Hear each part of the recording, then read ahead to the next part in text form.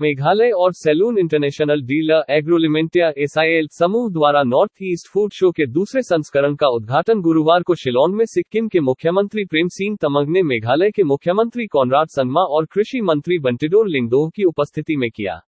3 दिवसीय food festival के उद्घाटन सत्र के दौरान बोलते हुए मुख्यमंत्री तमंग ने इस तरह के नॉर्थ ईस्ट फूड शो आयोजित करने के लिए मेघालय के मुख्यमंत्री कॉनराड संगमा की तारीफ करते हुए कहा कि इस तरह के आयोजन से पूर्वोत्तर भारत को राष्ट्रीय स्तर पर उभरने में काफी सहायता मिलेगी।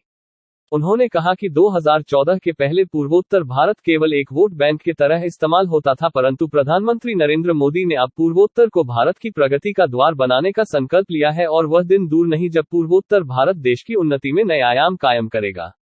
साथ ही उन्होंने यह भी कहा कि पूर्वोत्तर भारत में खाद्य व्यंजनों की भरमार है, परंतु पूर्वोत्तर के सभी राज्यों को एक साथ मिलकर इस तरह के आयोजनों से यहाँ के खाद्य व्यंजनों को न केवल राष्ट्रीय स्तर बल्कि अंतर्राष्ट्रीय स्तर पर पहचान दिलाने में एक मदद मिलेगी। वहीं मेघालय के मुख्यमंत्री कॉनराड संगमा ने कहा कि पूर्वोत्तर में काफी संभावनाएं हैं और उन्हें उम्मीद है कि फूड फेस्टिवल किसानों, उद्यमियों और सभी हितधारकों को सही संगठन, एक मंच और एक नेटवर्क प्रदान करेगा।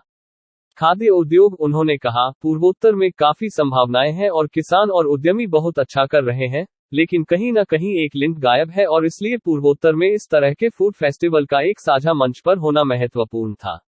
We realize that the farmers alone cannot make the kind of exponential growth that they would want. We need entrepreneurs to be there to be able to scale up the production, to be able to add the value to the products so that this can be sent to the markets outside.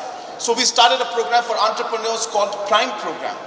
This Prime Program is very entrepreneurial centric, and in the last many years we have been promoting and pushing many entrepreneurs to come in. You will see out here that we have got many self-help groups. In the last 4 years we have increased the number of self-help groups from a mere 3,000, 4,000 today to over 35,000 self-help groups of women have been formed, and they are here today to showcase some of their products. We have got mission mode programs, be it the piggery mission, be it the Lakadong mission, be it the jackfruit mission, the aroma mission, the dairy mission, and soon we'll be having the spice mission. We started the ginger mission. All of these almost amounting to over 1,000 crores of mission mode programs have been functioning. We have different cooperative societies that have been formed. Hundreds and hundreds of cooperative societies have been formed. Again, these are being done to ensure that the collectivization, the group, of farmers coming together so that they are able to scale up their products. Farmers alone cannot provide the kind of productivity that is required by the market. And therefore, you need to bring different producers together in a cooperative movement. दूसरा, क्षेत्र और अन्य राज्यों के बीच में सामूहिक विकास। तीसरा, पूर्वोत्तर क्षेत्र और देश के मूलधारा के बीच संबंध और विकास में तरक्की। और अंत में क्षेत्र और पड़ोसी देश के बीच सौहार्दपूर्ण संबंध स्थापित है।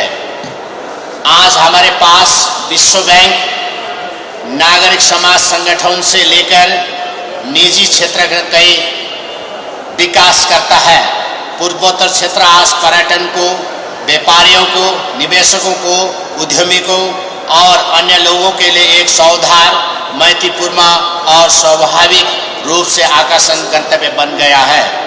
इस नए क्षितिज के प्रणेता हमारे माननीय प्रधानमंत्री श्री नरेंद्र मोदी जी, जो पूर्वोत्तर क्षेत्र में इन स्थिर, सुचारू और दूरगामी परिवर्तनों को लागू करने में मुख्य अभिनेता रहे हैं। माननीय प्रधानमंत्री श्री नरेंद्र मोदी जी के अवधारणा सबका साथ, सबका विकास, सबका विश्वास और सबका प्रयास की विचारधारा ने भारतीयों को एकजुट करके देश की गरिमा को विश्व स्तर पर पहुंचाया है।